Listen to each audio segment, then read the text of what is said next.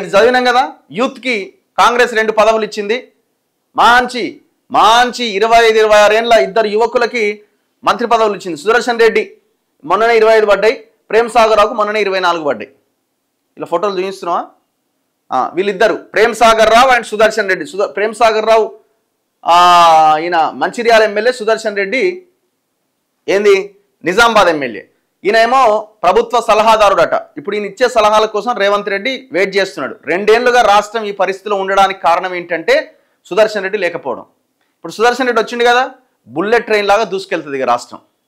ఎందుకంటే నిన్న సలహాలు ఇచ్చడానికి నిన్న పెట్టుకోలేకపోయాడు.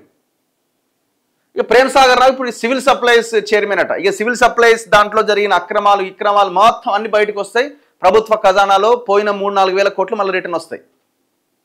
సిగ్గుండాలి కదా కొంచెమైనా. ఎంతమంది లేరు అదే మీ పార్టీలో కష్టపడి పనిచేసిన వాళ్ళు. ప్రేమ్ సాగర్ రావు ఏఐజీ హాస్పిటల్లో చాలా సీరియస్ కండిషన్లో ఉండే మొన్నటిదాకా. మరి ఇప్పుడు ఎట్లున్నాడో తెలియదు నాకైతే. ఒకరిద్దరికి ఫోన్ చేస్తే ఒకరిద్దరికి సమాచారం లేదు. ఒక ఆయన అన్నాడు కేరళకు తీసుకుపోయినట్టు అని అన్నాడు. ఆయన హెల్త్ బాగాలేదు. ఆయనది హెల్త్ బాగాలేని వ్యక్తికి కూడా మీరు పదవి కట్టబెట్టిరంటే ఇక ఏమనాలా మిమ్మల్ని? మీరు బీసీ నాయకులు, ఎస్సీ ఎస్టీ నాయకులు కూడా వాళ్ళు బ్లాక్మెయిల్ చేయాలి పార్టీ వాళ్ళని.